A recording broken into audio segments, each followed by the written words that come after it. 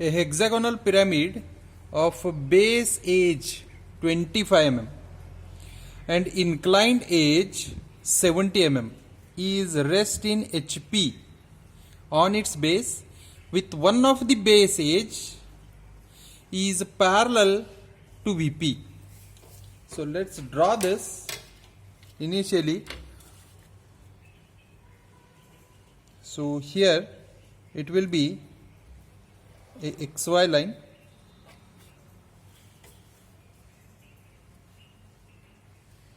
above of XY there will be VP, below it will be HP. Now to draw a hexagonal pyramid, we need to draw hexagon, and since it is rest in HP on its base, that means in HP only we need to show a hexagon, right? So for that, take the distance which is equal to base edge,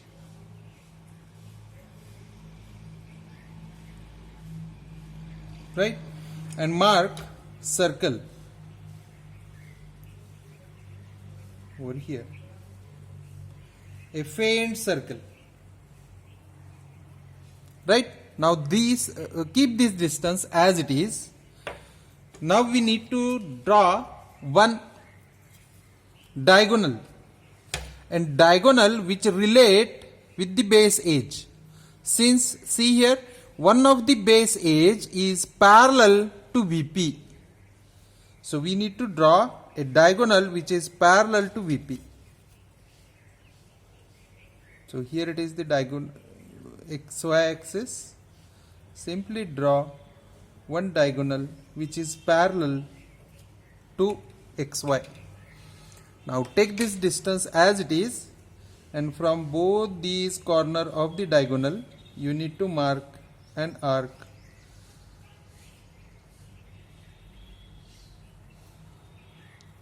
So that you will get 6 points of the hexagon.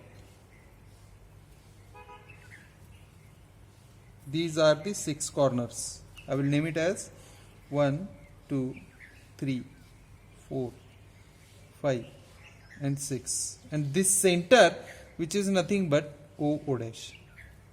Right? Now you need to connect it sequentially in this way.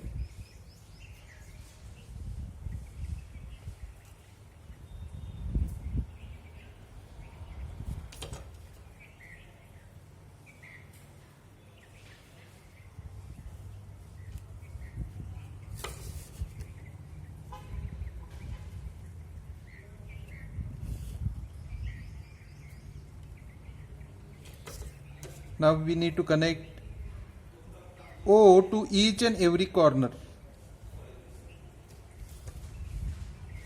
and by this way we will complete the top view of the hexagon. Right? Now this is the top view of hexagonal pyramid. Now we need to find the front view, and for that I need to draw one vertical projection of this center point. So this will be the projection vertically.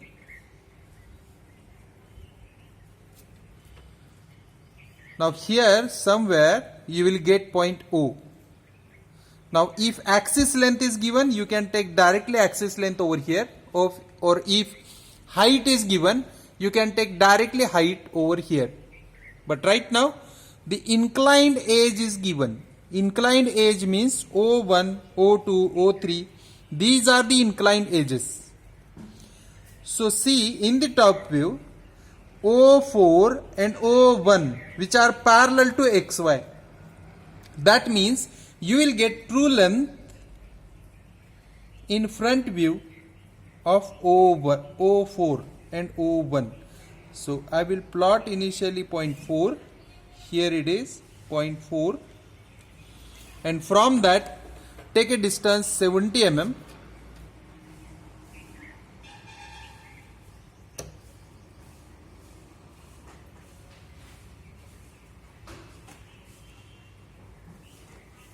This is the distance of 70 mm, and from point 4 mark an arc on that axis so that you will get here point O. So this will be the true length,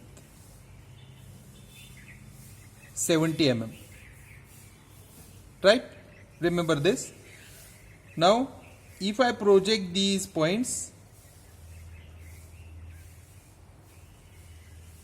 so it will appear like this: 1, here 6 and 2, here there will be 5 and 3. Now what I have to do, I need to connect it to the O.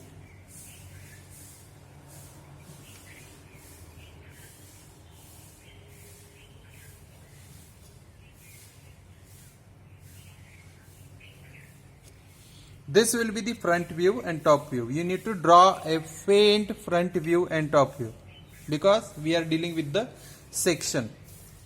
Now, a sectional cutting plane inclined 45 degree to HP. Right? So immediately mark 45 degree to HP. Immediately mark 45 degree to HP. Take anywhere point, and from that point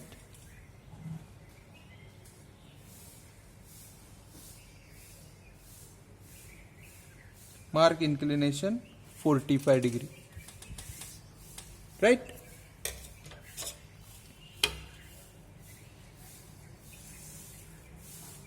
Now remember, at the end you need to remove it. This is only for your reference. Right? Now this cutting edge, that means this cutting plane, that means we need to draw this line or this section plane in front view only, and passing through a point on axis which is 10 mm above HP. So I need to find a point which is 10 mm above HP and on axis. So let's find it. 10 mm above HP, here it is. So I need to copy this and place it over here. Okay. Now what you have to do, you need to draw a dark line through this object, and after that follow a center line. And after drawing this, you need to draw this. It means the bottom portion we will keep as it is and we will remove the upper part. So I will highlight the part which is visible. So this much portion only remains. Right? After that, remember to mark the points. Here it is point P4 because it is on line O4. That's why I will name it as P4. Similarly, here are the 2 points P6 and P3 because these are the 2 lines. Sorry, P5 and P3. So these are the 2 lines. These are the 2 lines O5 and O3. Right? So here it will be P3. Now for this, remember, whenever base is cutted away, see, this is the base, and since base is cut by a section plane, you need to draw direct projection throughout the solid. So throughout the solid. Right? And here you will get the points P23, and here it will be P65. Why? This point is on 65 and this point is on 23. So here are the points P23 and P65. Right? After that, I need to project these points. So if I project these points, so here you will get P5 and at this location you will get P3. Right? Project this one so that you will get here P4. Okay. Now we need to connect these points. So this will be the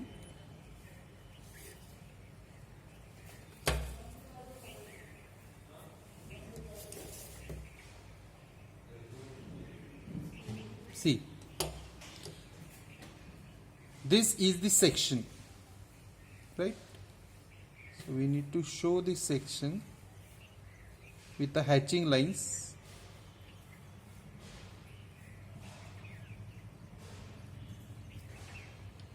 Now what remains inside this component, this will goes away, and we need to show the remaining portion with the solid lines.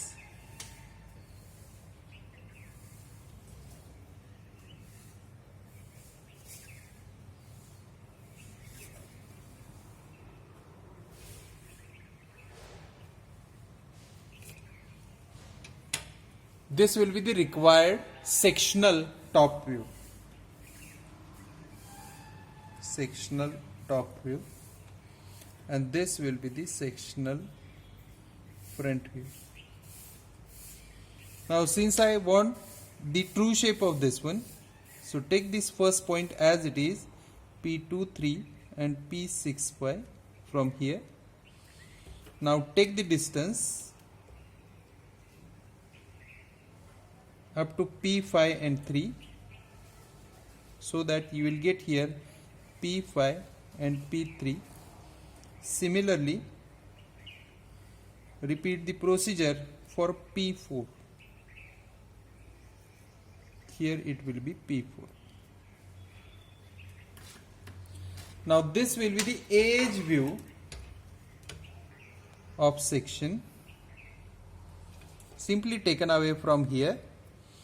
And now I need to project this so that I will get the true shape of section. After projecting, project these points also. Here you will get P23. Here it will be P65, P5, P3 and P4. P3, P5, P23 and P65. We need to connect it sequentially so that you will form a closed loop in this way.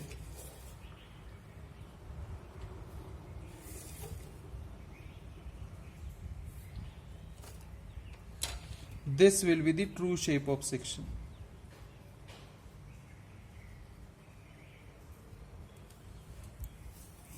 Now we have to show the development of surfaces, and for that take the true length. Since you know that O4 here in the top view, O4 is parallel to XY, that means this will be the true length. Take the length O4 as it is and simply project this point O.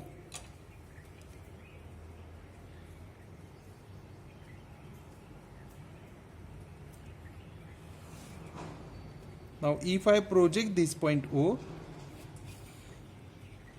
and fix any point on this projection O, and from that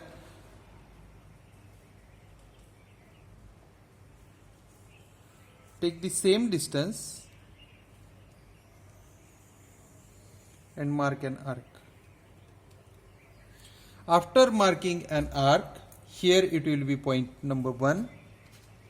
So take the distance of base edge, which is 25 mm,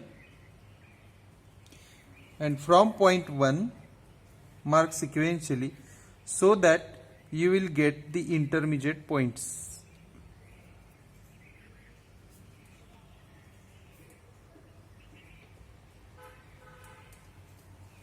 Right? So here it will be 2, 3, 4, 5, 6, and again one more time you will get here point number 1. Right?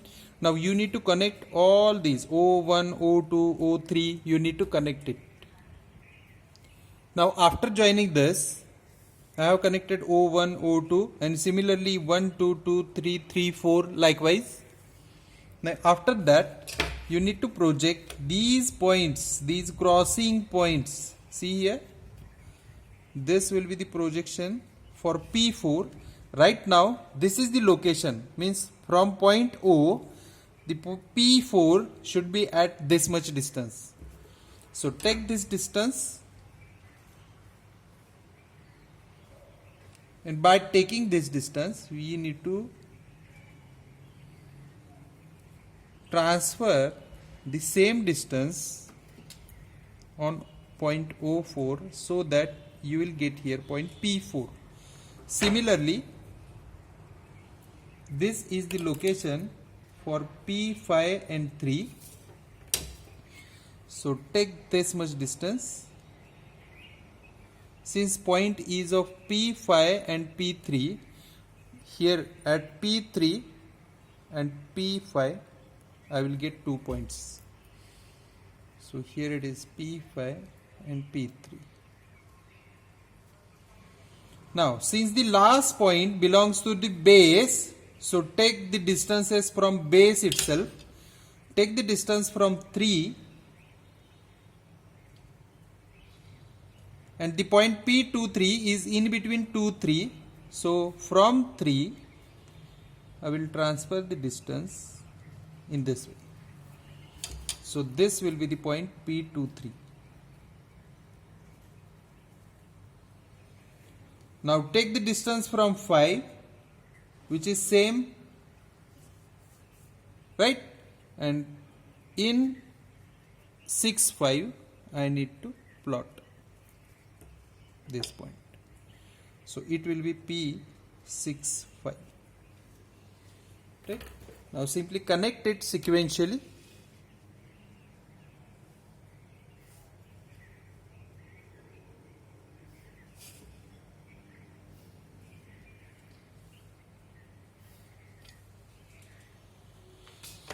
And the remaining part.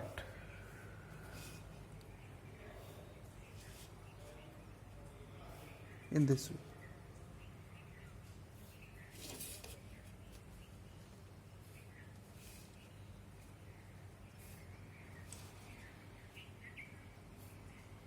This should be the development.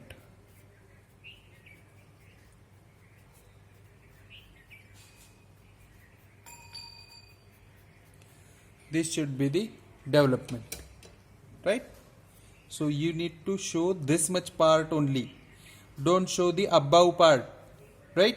Because we have removed this much portion, so it get removed, and this much is of development of surfaces. Thank you very much.